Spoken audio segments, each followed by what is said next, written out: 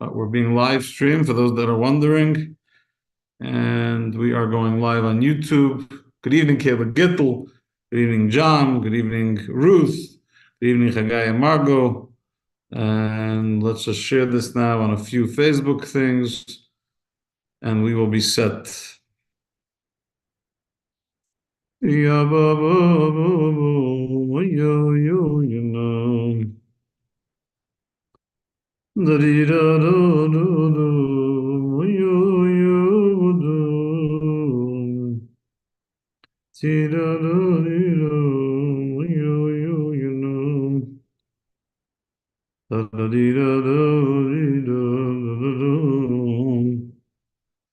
Oh, you know.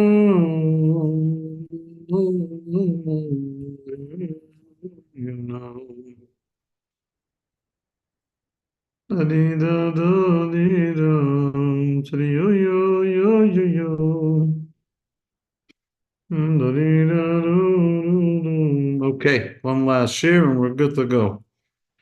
You have a pager by any chance? Do I have a pager? Yeah. You kidding me? I almost gave away my cell phone. I was walking around. I'm like, I don't know. My kids have two walkie-talkies. I told them to get it out of the house. Okay, we're going to get started. Good evening, ladies and gentlemen. It is Parshas Kitav, I'm saying in special for Chagai, in the Sephardic Israeli pronunciation of Kitavo, or as we say in the Ashkenazic version, Kisavai. It is the what is it? The seventh. It is the seventh parsha in the book of Deuteronomy, in the book of Dvarim. I apologize to all of you about last night. Baruch Hashem, everything's good, but sometimes even rabbis have to get things checked out. And so I postponed the class, and I'm glad you're here with us tonight. So the Torah portion has a bad rap. Let's just have a frank conversation here for a moment. It has a bad rap because, like the portion of Bechukotai in the end of Leviticus and the end of Vayikra, Kitavo is full of the curses, the klalot, that God tells the Jewish people, if they don't behave, this is what's going to happen. The consequences. One of the principles of Jewish faith, as codified by Maimonides, is the belief that there's schar v'oinish, that there's reward and punishment. A lot of Jews grew up in America thinking, well, Judaism doesn't believe in punishment, which is a lie. We do. We don't emphasize it. We don't talk about devils all day. We don't talk about people with red pitchforks all day. But of course we believe in reward and punishment. It's one of the basics of Jewish faith. Christians ask me all the time, Rabbi, do Jews believe in heaven and hell? Look, of course, we came up with it. What do you mean we believe in heaven and hell? I said, but hell doesn't scare me because I've been to Disney World and I can't imagine it's any worse. And it throws the Christians off because they have such an image of hell, and the rabbi comes in and makes a joke about Disney World. They don't know what to do with it. But the truth is, we do believe in reward and punishment. And this week's Torah portion talks a lot about the consequences. But before we get to the consequences, there's other parts of the Torah portion. I want to read. We're going to read, excuse me. We're going to read from our Chumash on page 1216. And it says as follows. It says, conclusion of Moses' address.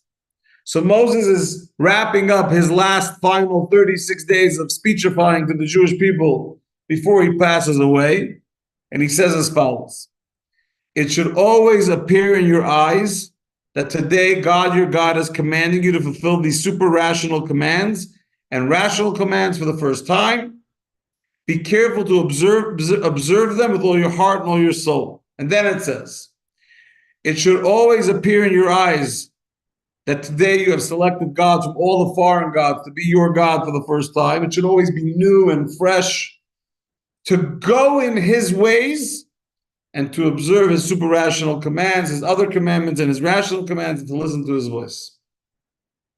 And that's really where I'd like to zoom in today, and the last words we just read. In Hebrew, it's et Hashem ha'emarta hayom, right? Which means today you've selected God.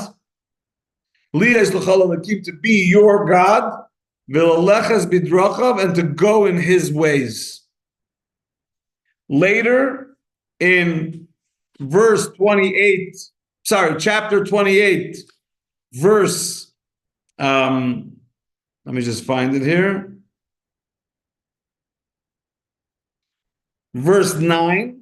So in chapter 28, verse 9, it says, and I quote a similar verse. It says, sorry, let me pull it up here. 28:9. It says, very interesting. It says, that's on page 1223. It says, God will establish you as his holy people, as he swore to you, if you observe the commandments of God, your God, and walk in his ways. So over here in the beginning, it says you should go in his ways, and later it says you will walk in his ways. What does that mean? Walk in his ways.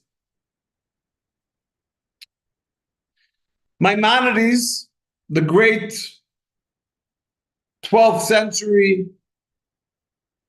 one of the Rishonim in the 12th century sage, he was a Nugget, he was the prince of the Jewish community of Egypt, which back then when you said the word Nugget, the term, which means prince or leader, meant that the Egyptian government would take your word seriously enough that if anyone in the Jewish community messed with you, the government would hold you accountable. The Muslim government of Egypt. So the Rambam Maimonides, in his codification of Jewish law, where he lists all the mitzvahs, he says as follows: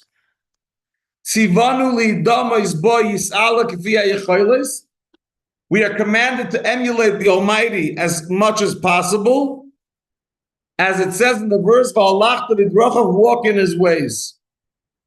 So what is this verse in Deuteronomy that we're reading? What does it mean when it says you should walk in God's ways? Says Maimonides, what it means is that you should try to emulate God. What does that mean more specifically? Just as he is compassionate, you are to be compassionate. Just as he is benevolent and merciful, you should be benevolent and merciful. Just like God is considered pious, you are to be pious. This is straight out of Maimonides, 12th century. You want to know what it means to go in God, to walk in God's ways? We are commanded by the Torah to act and emulate God in how he operates. God is merciful, you be merciful. God is generous and benevolent, you be generous and benevolent. God is pious, you be pious. That's what the Rambam Maimonides says in Sefer HaMitzvahs. But why? Why did Maimonides need to translate the verse of following in God's ways or walking in his ways to mean that we need to emulate God? Why did Rambam Maimonides find it necessary to translate it? Why couldn't he just say, you want to know what it means to walk in God's ways? To do all the previous mitzvot of the Torah. God tells you to do things, follow in his ways. Follow in the path that he gives you, which is the 613 commandments of the Torah. There's 248 positive commandments of things you're obligated to do. There's 365 prohibitions of things you're prohibited from doing. And what does it mean to walk in God's ways? It means to follow all of that. And yet the Rambam Maimonides did not think so. Maimonides felt that the emphasis here is to emulate God's kindness and mercy and benevolence and piety. And the question is why? So I don't know how many of you know this, but the Rambam Maimonides had a son. His son was known as Abraham Maimonides, Avram. His name was Rav Avram. He was born in 1186 when Maimonides, Rav Moshe ben Maimon, the Rambam Maimonides, was 51 years old when his son was born. He was born in Fostat, which is right outside of Cairo, which was the capital of that area of Egypt at the time. He was only 19 years old when his father passed away. When the Rambam Maimonides passed away, his son was only 19 years old. But he was immediately elevated to the level of his father, being the Nagid, which is a Sephardic term for, like I said earlier, for prince or leader of the Jewish community, in this case in Egypt. The king of Egypt recognized it. He was known, the Rambam's son, Abraham, was known as fighting for Jewish tradition against the movement of Karaites. There was a movement in Hebrew, they're called the Kroyim. In English, they're called the Karaites, the people who claimed that they only follow biblical law and they don't take the entirety of Judaism in all its facets as one entity. He defended tradition against them. He also got many letters and was considered to be the hero or the leader in absentia of the Jewish community in Yemen at the time. The Jewish community of Yemen, in his years between 1200 and 1237, when he passed away pretty young. He was born in 1186 and passed away in 1237. But the Jewish community of Yemen used to send him letters, and there's a famous 13 letters that he responded to them. He's known primarily, in addition to being the Rambam's son, he's known for his book called Milchames Hashem, The Wars of God. What is this book about? And then I'm going to tell you what he said about this week's Parsha. After the Maimonides passed away, there were certain Jews that were very, very adamant that Maimonides' famous book called Moira Nevuchim, which is the Guide to the Perplexed with Jewish philosophy, there were certain rabbis and Jews that were fuming. They felt that it was unacceptable stuff that he wrote in there, and they fought him. And no one really cared, meaning Maimonides was not into defending himself and his son was not into defending his father. But after the Rambam passed away, the Jewish community in France, in Montpellier, France, in 1226, I think, so just before the Rambam, like 10 years before the Rambam's son passed away, they started burning the Guide to the Perplexed. That's how adamant they were that it wasn't good. And that's when his son said enough is enough. And he wrote a very, very long letter, which ended up becoming a magnum opus of his own, called Milchames Hashem, The Wars of God, where he defended his father's philosophy in the Guide to the Perplexed. And he sent the letter to the sages of the Jewish community of Provence in France to fight back against whatever they had against his father. And he was fairly successful because the Guide to the Perplexed is still considered a sefer. I have it right here in the library. So 800, 900 years later, we're still learning it. And that's because his son fought for its validity. Now that you got some intro on Rav Avram, the son of the Rambam, he comes along and he explains for us why his father felt the necessity in Sefer HaMitzvos to understand this verse to mean that we are meant to emulate God's mercy, benevolence, graciousness, piety, and not just see it a more simplistic way of God just telling us to follow in his general ways. And he says like this. If you look at the beginning of the verse, it says, if you observe the commandments of God, your God. In Hebrew, ki sishmar es mitzvos Hashem Elokecha. So, it's pretty clear. You should follow all of God's commands. But then he adds the words, and in addition to observing all the commands, you should walk in his ways. So someone could come along and say that this thing of walking in God's ways, it's kind of a generality. It doesn't really mean you're commanded anything specific. Just, commandments are very much about how you act, what you do. But when you say walk in God's ways, you would think that it's an emotional thing. And emotional things are not a command, it's an idea. Comes along Maimonides' son and says, you know what my father's trying to tell us? My father's trying to tell us that you should not underestimate the specific obligation of walking in God's ways, which means the specific obligation that God is commanding you, each and every one of us, that our emotions, our feelings, our expressions that come with emotion need to be directly guided by God. In other words, you can't look at emotions as secondary. oh, well, I do everything right, but how I feel and how I express my feelings, that doesn't really matter. To God, it's kind of like a great idea. It's an advisement. I'll take it under advisement. God is saying over here, and that's what his father, the Rambam, meant, that the command, v'halachta b'drachav, to walk in God's ways, is emphasizing for us that it's not just a generality connected to the general observance of mitzvahs, and it's not just for specific commands of like the commandment of loving your neighbor as yourself, which has to be with mercy and with charity and benevolence and kindness. It's more than that. It's not telling you a specific mitzvah. So what is it telling you?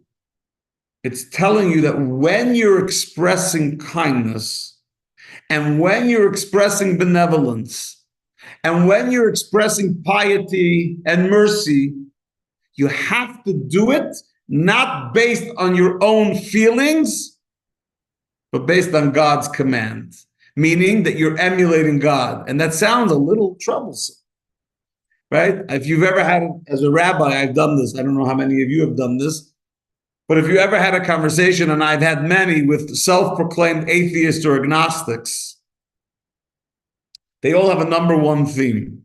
What's their theme? I don't need God to be a good person.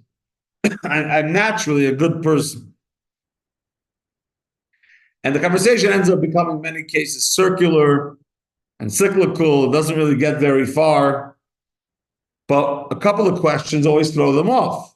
And one of the questions is, if people are so good-natured, how do you explain something like the Holocaust?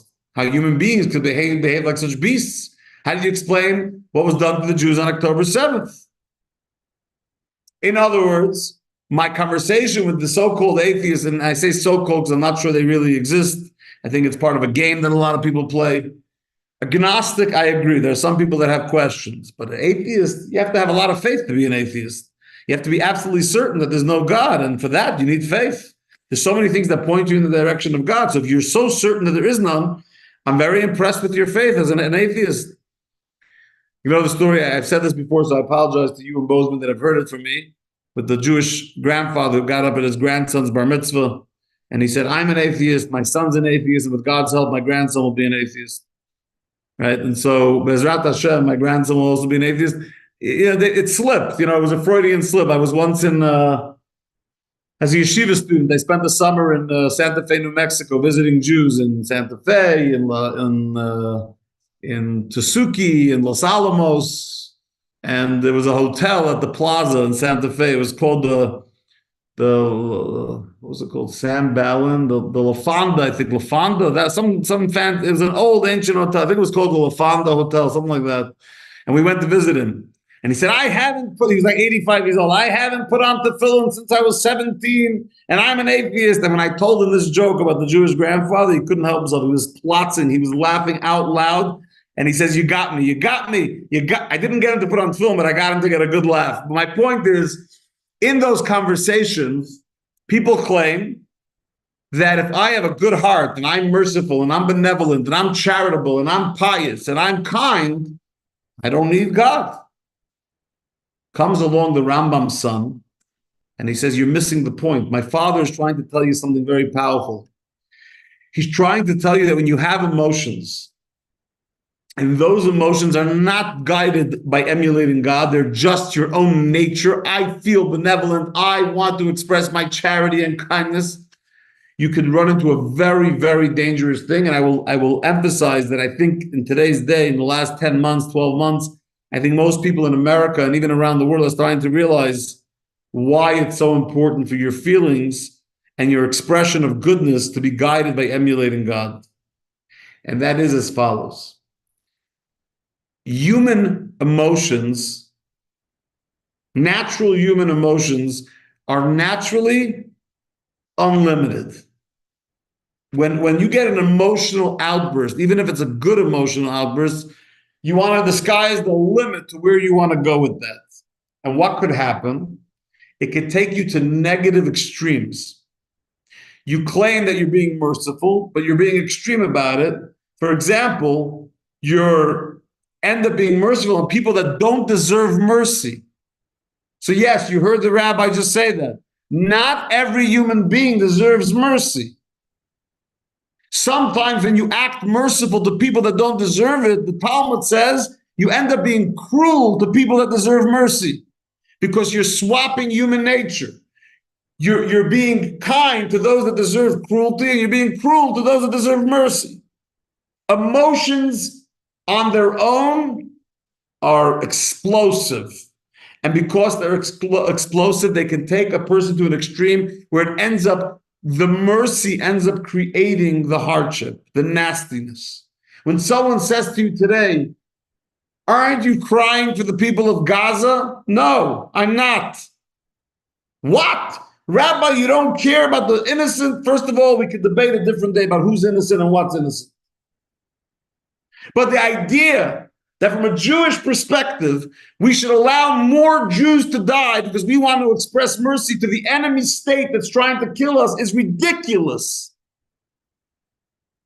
So the mercy needs to be channeled to the right place. In this case, to the citizens of Israel. And when you take mercy and you channel it in the wrong direction, because you're not emulating God, you're just allowing your natural emotions to take to take over your entire existence. It takes you to places that are unhealthy, unkind. It ends up creating the opposite of what your natural tendency would have been.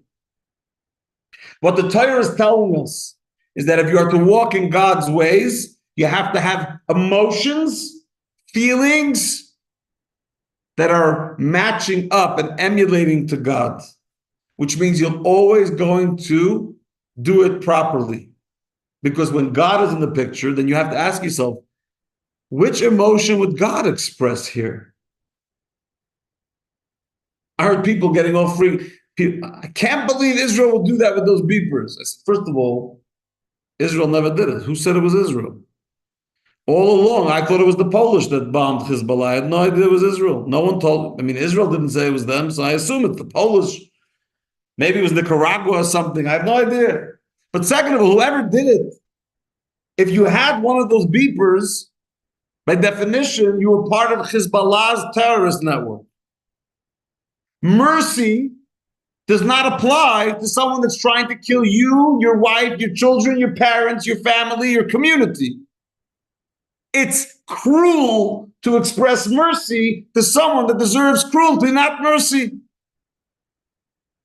And that is the danger of today's day. People say to me, Rabbi, what's going to be on college campuses and what's going to be with the media? What's going on college campuses is a direct result of people, older people, professors, whoever, tugging on the hearts of young people who are naturally inclined to be kind and merciful, and convincing them that by what they're doing, they're showing mercy, not realizing that it's literally the opposite.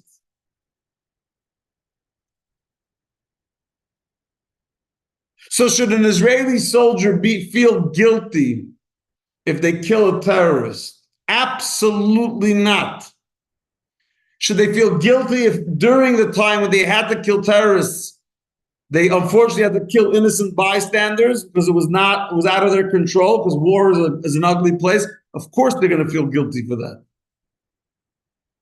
But to feel guilty for killing a terrorist, feeling guilty for hanging Eichmann, feeling guilty for shooting Ahmad Yassin, Yihya Sinwar, Ismail Haniyeh. If tomorrow morning we find out that Hassan Nasrallah was delivered to his 72 virgins in heaven, you should feel bad? Why feel bad? You got rid of evil from the world. We sort of lost our barometer of evil and good.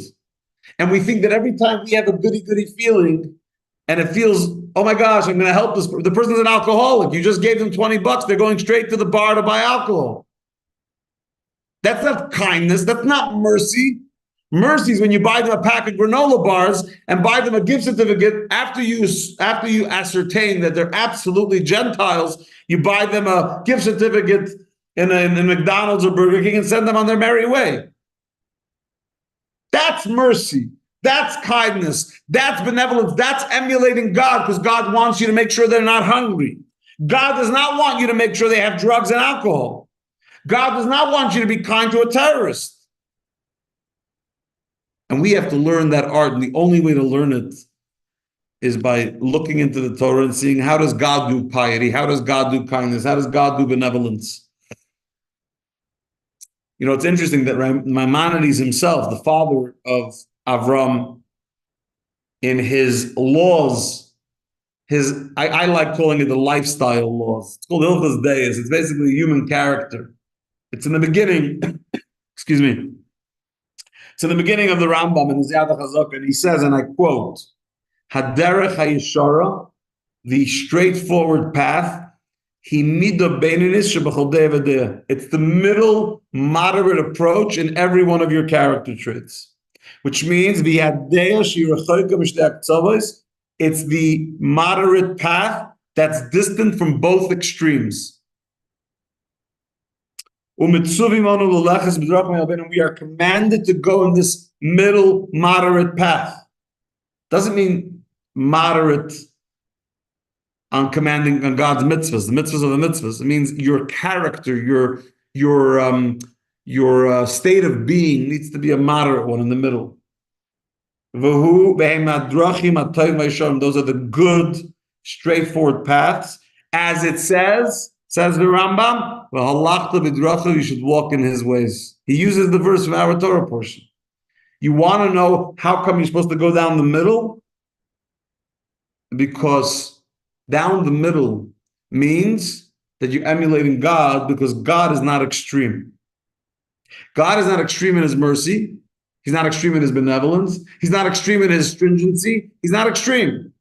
He punishes you for something you did wrong. He doesn't do it for something else. He just punishes you for what you did wrong, and then he moves on. He gives you reward for the things you do good. He's pious, he's kind, he's benevolent, but not overkill. Right? Why do we always say that people shouldn't be instinctive? Too much emotion is not good. By the way, if you want to know, in 1899,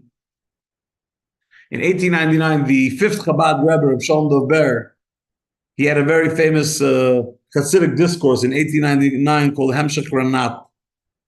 And over there he writes, he quotes the Reishis Chochmah, which was from way earlier on, that when a person's angry, keep your mouth shut. Why? Because the more you talk about your anger, the more angry you're going to get, and the more extreme you're going to get. I fall into that all the time. All the time. Keep your mouth shut. Come back in 2 days and see if you still have the same level of anger. The chances are extremely high that you won't. On the contrary, that's when it comes to anger. What about love? So it says over there that when a person wants to express love, sometimes you say, well, but I bought my wife flowers. Did you tell her you love her? Did you express it verbally? Because when you start expressing your love verbally, it ends up exacerbating the love. Nice things come out of your mouth. You know, the guy who went to marriage counseling, and the wife complained that my husband never says, I love you. So the therapist looked at him and said, is it true that you never say I love you? He says, listen, 30 years ago we got married. I said, I love you. If anything changes, I'll let her know. Good luck. Good luck in the marriage. Why? Because you got to express yourself. You got to make the love grow stronger, more passionate. Now you do that is with speech. So when it's good, speech is good. When it's anger, keep your mouth shut, because moderation is important. Anytime you have too much of something, especially emotions, it's not good. It's one of the reasons we all get sucked into trouble with our kids. We love them so much, we have a very hard time making boundaries because they cash in on the love. They're so cute and so delicious, and before you know it, they sucked out of you something you never wanted to buy them. That's specifically Chagai and Margot with grandchildren, even more than children. But we're so into the emotion that we forget the importance and the value of boundaries. How does a Jew make sure they have boundaries? The halachta b'drachav. Follow in God's path, the moderate path. And when you go in God's path, in the middle path, it ends up keeping you away from any extremes. And that's a very, very important lesson, especially for us to educate our youth. I don't have that many teenagers watching this class. I don't have a lot of kids watching this class. But it's important for us to convey to the next generation that their emotions are not the beginning and end of everything. Your feelings are nice, but they aren't always accurate. Actually, most of the time, they're absolutely wrong. How does someone make sure to have emotions that are proper? Almighty God. The Allah to bedrach, emulate God. When you do that, then when you're looking to be merciful and looking to be charitable, looking to be benevolent, looking to be kind and gracious, you're going to do it not with a grain of salt, but you're going to do it the way God would do it. And ask yourself, would God be merciful on Ahmad Yassin? Would God's mercy allow for God to give a knife to a young child that could end up hurting them? But the kid asked me for a knife. I'm a kind person. Shouldn't I give them what they want? No, you idiot. It's a child. That's not kindness. So even though you're giving them something, it doesn't mean that that gift is mercy. It doesn't mean that that gift is kind. And to know that part of having healthy character traits is to know that there's evil and there's good. Some of us don't like that there's evil in the world. I, for one, I still get bothered when I see evil. I still get bothered when I hear people espousing truly evil things. But it doesn't mean I should respond in kind. We don't choose to be evil or to speak evil or to act evil against people that are evil. If you have to take them out for self-defense, 100%. But just to become them, nasty speaking is not what we do. But don't ever allow your emotions to dictate what it means to be a good person. Be moderate with your emotions, follow in God's ways, and you'll not only be a more healthy Jew and a more holy person, you'll also be a happier person. Extreme emotions. How many times have you heard someone say in your life, oh, I'm burnt out from that relative of mine. I've given them so much money and there's nobody home. And you just hear the exasperation in their voice. Why? Someone took advantage of their kindness. And we got sucked in, not realizing it's not kind. You could give kindness that help people and lift them up, or you can give kindness where they become a freeloader and a codependent, and then it's a disaster.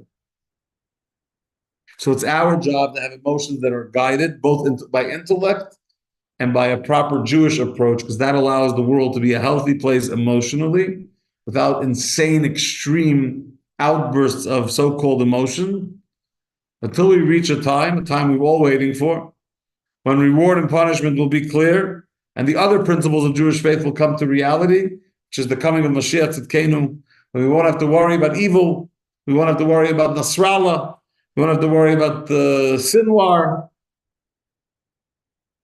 we won't have to worry about who's running Israel. Haggai is not going to have to be running the Israeli government from Bozeman. We won't have to worry about any of that. There's going to be a king in Israel. It's going to be Melech HaMashiach, Mashiach the king, and things are going to flow as they're supposed to. May it be speedily in our days. Amen. Thank you for putting up with my postponed class. I try not to do it, but Bezrat Hashem, next Wednesday, we'll be back on Wednesday, and we'll see you then. Sei gesund. Have a wonderful evening and a wonderful Shabbat. Sei gesund. Sei gesund. Thank you for sharing. You're welcome, John. Haggai, we're going to see you in Shalom Shabbos. Do you need a minion? I need Haggai. It's not about a minion. It depends on his nose. We allow you to come in with whatever you want on your nose. Okay, I'll be there. Very good. You see that? My love is coming to Shul. Yeah. Shabbat, we'll see you tomorrow. What? What did you say?